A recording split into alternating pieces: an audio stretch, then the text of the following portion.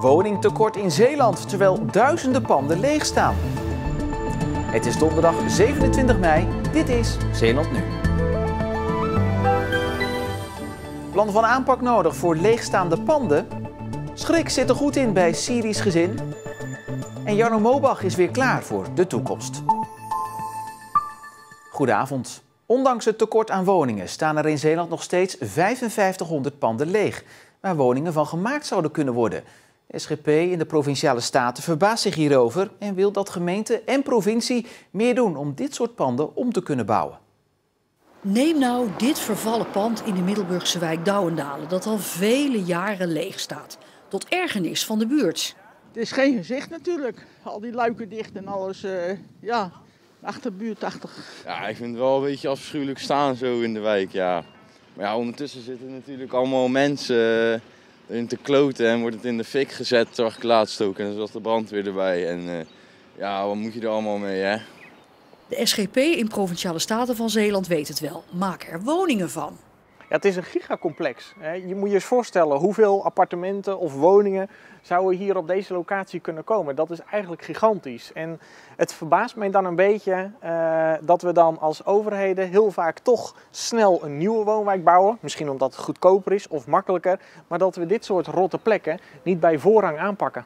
Uit cijfers van de provincie Zeeland bleek een paar jaar geleden dat er 5500 leegstaande panden in Zeeland zijn. Nu, een paar jaar later, blijkt uit een telling dat het er nog steeds 5500 zijn. In deze overspannen woningmarkt lijkt het soms wel eens alsof je nergens meer een goede woning kan krijgen, omdat alles heel snel weggaat. Maar in elk dorp of in elke stad staan dit soort gebouwen. En de provincie heeft nu recent is er een subsidieregeling opengesteld voor leegstaande panden. 1 miljoen euro. Nou, je zou zeggen 1 miljoen, dat is heel veel. Maar als je een groot pand... Valt wel mee, hè, als je het over de hele provincie moet uitsmeren. Wat mij betreft, als het aan mij ligt, als er zoveel aanvragen zijn, waardoor eigenlijk die miljoen maar een heel klein druppel op de gloeiende plaat is, ja, dan vind ik dat we daar meer subsidie voor neer moeten zetten. Want ook bijvoorbeeld hier in Terneuzen is het niet anders. Het is al gelijk de eerste wat we zien. De papieren tegen het raam geplakt. Ja, leeg. Met een klein beetje moeite heb je hier zo inderdaad een hele mooie woning van gemaakt. Blijkbaar is daar wel wat extra's voor nodig. Want anders dan zouden we niet, ook zelfs in deze woningmarkt, nog zoveel leegstaande panden hebben. 50 meter verder staat dit lege kantoorpand. Ja, de vraag is of je in deze tijd nu een kantoor moet gaan verhuren. Volgens mij zou je er andere plannen mee moeten kunnen doen. Om van de vele leegstaande winkelpanden en de ruimtes daarboven maar niet te spreken. De SGP wil dat de overheid zijn bakens verzet. We vormen met elkaar een visie dat we ze om kunnen toveren tot woningen of andere dingen.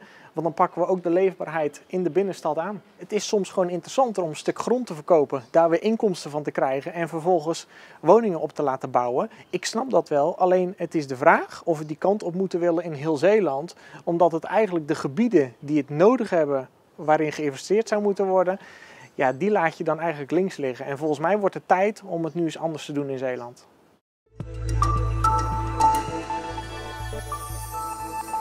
Een woning aan de Ahornstraat in Oost-Soeburg is gisteravond beschadigd geraakt nadat er een vuurwerkbom ontplofte in de voortuin.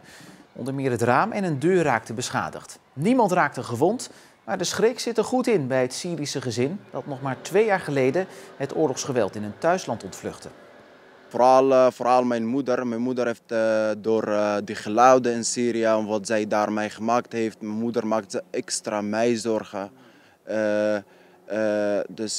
Ja, ze heeft altijd problemen gehad met haar oren. Ze kan gewoon ook heel snel bang worden en ja. De politie doet nog onderzoek, zoekt getuigen en vraagt mensen uit de buurt om camerabeelden te delen met de politie. Woningen of andere panden die gebruikt worden voor de productie van verdovende middelen kunnen nu ook worden gesloten zonder dat er drugs wordt gevonden. Dat hebben de Zeeuwse burgemeesters afgesproken. Nu kan er geen sanctie worden opgelegd als er geen drugs wordt gevonden. We komen nu vaak tegen dat het net geruimd is. Ja, dan heb je geen argument. En het is nu verbreed, juist ook als er dus materialen aanwezig zijn, waardoor er een kweek mogelijk is. Burgemeesters kunnen een pand voor meerdere maanden sluiten als het is gebruikt voor de productie of handel van drugs. Bij een doorzoeking van een woning en een auto in Middelburg zijn gisteravond 3 mensen gearresteerd. De doorzoeking en arrestaties vonden plaats vanwege een lopend onderzoek. Welk onderzoek precies wilde de politie niet kwijt. De 3 mensen zitten nu in beperking en daarom is de politie ook terughoudend met het delen van details. Wijkcentrum Het Pennywafelhuis in Middelburg is in de race voor een internationale prijs van de VN. Het wijkcentrum in de wijk Douwendalen is genomineerd omdat ze met hun creatieve activiteiten verschillende culturen in de wijk met elkaar in contact brengen. Wij waren heel aangenaam verrast, moet ik zeggen. En ik heb wel eens gevraagd van goh, waarom wij. Toen zeiden ze, via de media hebben wij gekeken wat jullie deden in de provincie. En het is toch denk ik die open houding. Met respect met elkaar omgaan.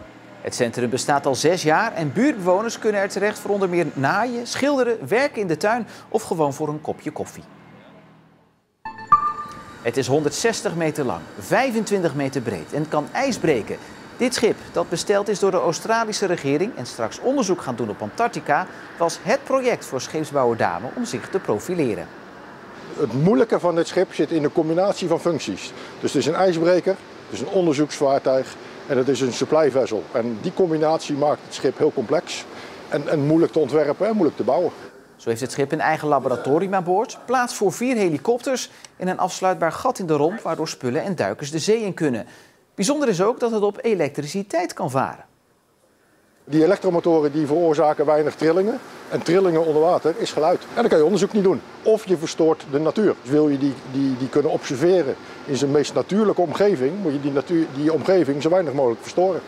De Nujina ligt sinds augustus vorig jaar in Vlissingen. En de verwachting is dat het gevaarte rond diezelfde tijd dit jaar naar zijn eindbestemming gaat. Hobart, het uiterste puntje van Tasmanië.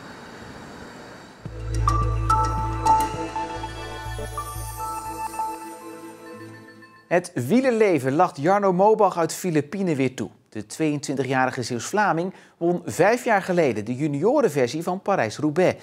Een mooie wielertoekomst lag voor hem, maar het liep allemaal een beetje anders. Kijk, vanaf de junioren ging het allemaal supergoed. Toen kwam ik bij Sunweb terecht en die eerste jaren ging op zich ook nog wel goed. En toen heb ik inderdaad best wel een grote dip gehad. Ik voel dat ik daar nu weer helemaal uit ben en dat ik eigenlijk beter dan ooit ben. Dus wat dat betreft gaat nu gewoon de goede kant op. Want de laatste 2 jaar waren niet makkelijk voor Mobach. Eerst viel een heel seizoen in het water doordat hij overtraind was. En toen hij weer fit was, kwam corona en vielen de wedstrijden weg. Vervolgens werd zijn contract bij Sunweb niet verlengd en moest hij op zoek naar een nieuwe ploeg. Het werd een lange zoektocht. Alle omstandigheden waren niet in mijn voordeel, zeg maar. Een kort seizoen, moeilijk om jezelf te laten zien en inderdaad een overvloed van renners die overal aan de slag wilden. Dus dan maakte het er niet makkelijk op, inderdaad. Hoe pak je dat dan aan? Pak je dan zelf de telefoon en ga je gewoon mensen bellen? Ik heb ook een manager, maar ik ben zelf ook, ik heb al mijn contacten proberen aan te spreken en mezelf ook op zoek gegaan natuurlijk. En dan uiteindelijk is dit eruit gekomen. En dit is Leopard Pro Cycling, een ploeg uit Luxemburg waar Mobach nieuwe kansen krijgt om zijn droom te realiseren. Prof worden op het hoogste niveau. In de ideale wereld rijd ik nu een jaar bij Leopard en zou ik dan alsnog de stap hoger op kunnen zetten naar of World Tour of Pro Continentaal om toch echt prof te worden. En liefst zo snel mogelijk natuurlijk, want ik ben geen belofte meer en hoe ouder je wordt, hoe moeilijker het wel wordt. Deze kansen krijg je ook maar 1 keer in je leven. En zolang ik nog voel dat er progressie in zit en dat het mogelijk is, dan wil ik er gewoon voor gaan. Mobach is er klaar voor en gelukkig voor hem komen er steeds meer wedstrijden terug. Ik denk dat de vooruitzichten nu echt wel beter worden, ook met die vaccins. En ik hoop gewoon dat ik in het najaar nog genoeg kan koersen. En dan gaat het goed komen met Jarno? Ja, laten we het hopen.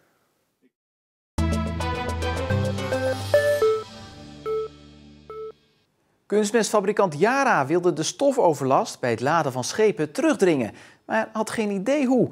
En zo hadden ze nog wel wat zaken waar ze zelf geen oplossing voor konden bedenken. Daarom daagden ze Zeeuwen uit om mee te denken. Met succes. Vandaag zijn de winnaars bekendgemaakt. Het reduceren van stof is een uitdaging die Yara zelf al is aangegaan, maar zonder gewenst resultaat. Vandaar dat het bedrijf via een challenge om hulp heeft gevraagd. Stofvorming is altijd ongewenst. Niet alleen voor de omgeving waarin wij opereren, maar ook voor onze eigen medewerkers. Van de ruim 40 aanmeldingen is dit de uitvinding die de hoeveelheid stof moet gaan verminderen. Deze gele trechter, ook wel hopper genoemd, komt aan de laadkraan te hangen. Product wat op de schepen wordt geladen en gelost, gaat eerst door dit apparaat heen. Die zorgt ervoor dat er geen lucht bij komt, waardoor het stof normaal gesproken wordt opgewekt. Dat stof dat blijft aan het product kleven, zeg maar, en dat gaat mee. Zonder dat, dat de lucht niet meekomt, krijg je geen stof meer. Dus eigenlijk het hele systeem wat nu ontwikkeld is een onderhoudsarm geheel, waardoor er geen extra stofsystemen of stoffilters benodigd zijn. Het stofprobleem zou dan opgelost moeten zijn. Maar er is nog een probleem waar de fabriek tegenaan loopt. Wat je veel ziet in de industrie is dat het erg lastig is om je terrein netjes te houden. Je ziet gewoon regelmatig zwerfvuil, steigerdelen, restanten van werkzaamheden. En wij zochten eigenlijk naar een innovatieve oplossing die ons kan helpen om ons terrein netter te maken. Voor de oplossingen van dit probleem had Ben Steffen uit Tolen een goed idee. We gaan het doen middels een spel. Dus we gaan de verschillende onderdelen binnen jaren tegen elkaar laten strijden over verschillende onderdelen die binnen Good Housekeeping zitten. En daarbij winnen ze dan in verschillende rondes een prijs. En dat lijkt een beetje op een bedrijfsuitje, dat moet je je erbij voorstellen. En dat moet werknemers motiveren om de boel op te ruimen. Klein zwerfafval, zoals pallets en banden, kunnen werknemers zelf opruimen. Maar mochten ze tegen groter puin aanlopen, dan kunnen ze dit melden via een app. Door er een foto van te maken en de locatie te delen, kan het later worden weggehaald. Medewerkers verdienen zo punten die ze van elkaar kunnen zien in de hoop dat het een echte wedstrijd wordt. Het is wel de bedoeling dat medewerkers en contractors nog steeds hun eigen werk blijven doen. Dus dat ze niet helemaal opgaan in het spel. Het spel zelf loopt gedurende de dag. Dus het idee is dat als je naar je werk gaat, dus naar je plant, dat je dan afval tegenkomt, dat je dat meeneemt en opruimt. Of schades die je ziet tijdens je werk, dat je dat eigenlijk signaleert middels de app. Maar uiteindelijk is het doel van dat dat gedrag eigenlijk blijvend blijft. En dat doen we middels een herhalingscampagne. Dus we gaan posters ophangen waarbij we dan die verschillende onderdelen blijven aanhalen. En zo slijt dat eigenlijk in. Beide winnaars zijn vandaag bekendgemaakt en kunnen dus aan de slag.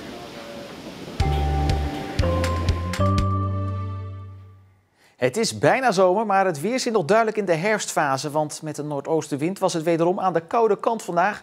Maar gelukkig wel droog. Morgen dan wordt alles anders. De dag start mogelijk wel met mist, maar daarna gaat de zon schijnen en kan het 18 graden worden. En de dagen erna wordt het alleen maar warmer en zonniger. En daarmee zijn we aan het einde gekomen van Zeeland Nu voor vandaag. Later vanavond kunt u nog kijken naar ons nieuwe programma Het Zwarte Verleden, waarin we inzoomen op de rol van Zeeland in de slavenhandel. Dat dus later. Voor nu nog een fijne avond.